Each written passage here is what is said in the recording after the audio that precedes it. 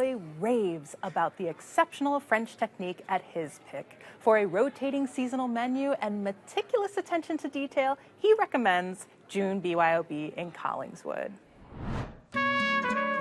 My name is Rich and Cusack. I'm the chef owner of June BYOB.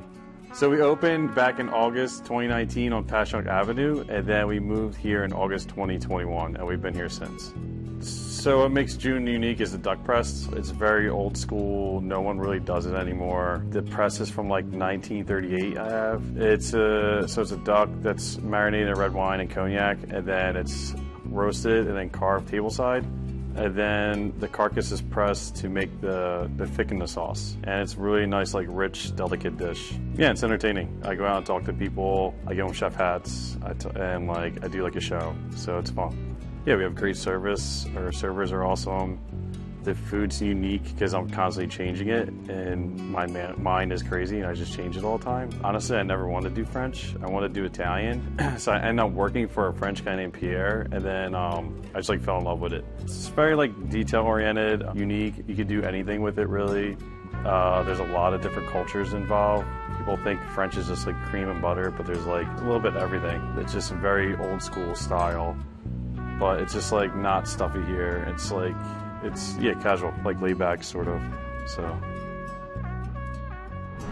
Roland, June BYOB is a special little place in Collingswood. Why did you pick it? June reminds me of the French cuisine that I grew up with, having grown up in Belgium. Very similar food and techniques, yet it doesn't necessarily have the pretentiousness, right? It's elevated, traditional French cuisine, mostly traditional. And it reminds me of an old restaurant that was a favorite of mine, which was called BYOB, which was in South Philly. This last time, you did the Sunday dinner, the Sunday tasting menu? Yes, you get to choose between two options for each course. And we wanted to have a family dinner. So I have two young daughters that are 8 and 9, and I think it's important to have them understand table manners. It also made for a very nice family outing on Sunday. It's always a surprise because you go in there and you look at the menu, you place your order, and then all of a sudden an amuse bouche comes out. This is extra surprise right at the beginning. And Matt, you really loved your amuse bouche. I loved it. It was honestly my favorite part of the meal. It was a sunchoke soup with a fennel pollen on top. I am convinced that the wide rim on the dish was to defeat me from licking the bottom of the bowl. I mean, nobody was stopping you. It was delicious. I loved it. I would have had 10 times as much of that. Oh, but that's the whole point of an amuse bouche. Exactly. It's the chef's big ideas in one bite. It's all of that technique and, expertise distilled into one bite. And you had an amuse bouche as well that you were raving about. Oh my gosh, it was so good. I do have a small complaint about it, but it was lobster soup. They don't think they called it bisque. My server was very quiet, so I couldn't really understand exactly what he said, but it was lobster soup with black truffle. And it wasn't shavings, but they didn't cheat with the oil either. It was little flecks of it inside of it. It was so good. You were talking about the classic techniques of that place. I'm actually trained French cuisine as well. Oh. Yeah. Look at you! Well, anyways, it's been a minute since I've done it, but you could taste the sauce work. You could taste the shells in the stock of the soup. It had such a nice, deep, rich flavor of the lobster. It was fantastic. Yes. My only complaint, it wasn't hot. Oh, it wasn't hot. Was it just room temperature? It was more like room temperature. Oh, interesting. Yeah, and I'm not sure why necessarily. But you also got the escargot. The escargot, Camel's Way. Pierre Calmel. It brought me back to the Bibu days, and that was a million years ago. So it was very nice to have that experience again. So good. I'm mouth-watering just thinking about it. Actually, the other app was really good too. The other app we had was the Parisian gnocchis with tomato, and then you could taste the crab in the sauce and the tomato sauce. It wasn't like crab physically on the dish, or if it was very well hidden.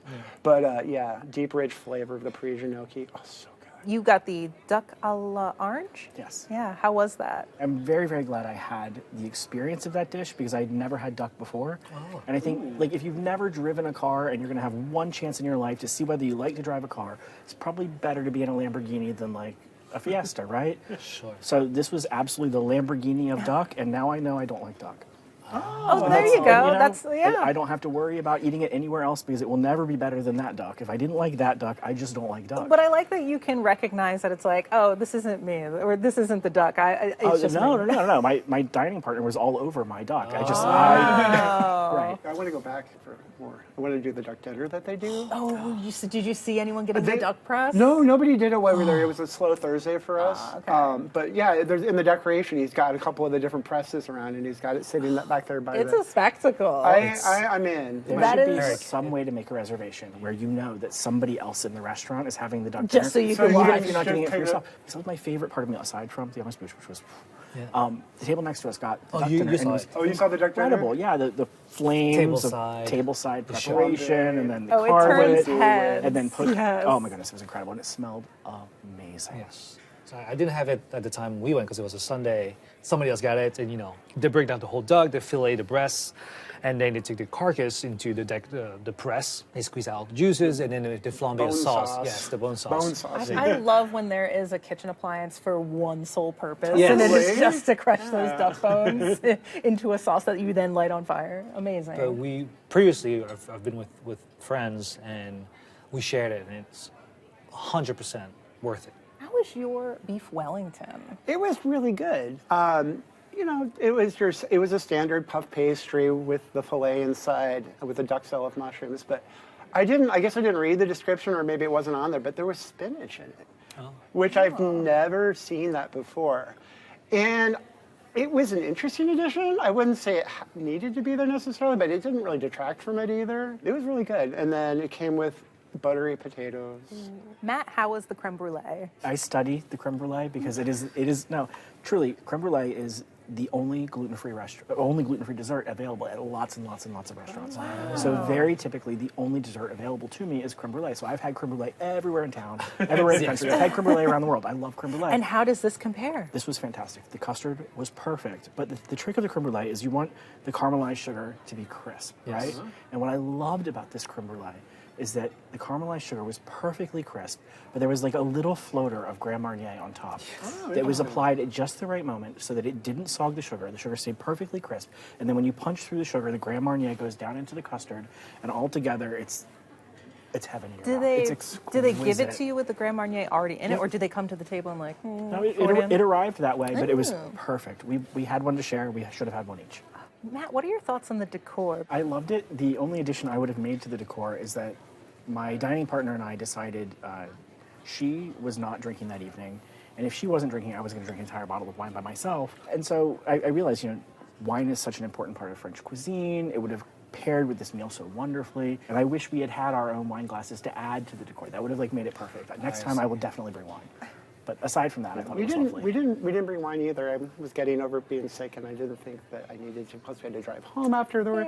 But sometimes we might do like get an Airbnb and like stay the night so we can drink wine with our French duck dinner. You don't have to stay overnight in Collingswood. You can actually take Patco. Oh, right. Just stumble into the train and ride back to the city. That's a good plan. Did you get a chance to walk around Collingswood? I did, actually. There's a really cool grocery store, like a gourmet grocery store up the Hatton way. Culinary. Yeah, it's nice. That was a good one. Roland, this was your pick. What are your final thoughts? All the thrills with the frills, but none of the pretentiousness. Love the rhyming. Matt, what's the big takeaway? I cannot wait to go back for the tasting menu. I am very excited about that. And Eric, what are your thoughts? I really enjoyed the food. I'm really glad that it got recommended to me. And I definitely want to go back for the French press duck dinner. Yes. Got to do it. Check out June BYOB for yourself, located at 690 Haddon Ave in Collingswood, 856-240-7041. Reservations are required, and the average tab per person without drinks is $70.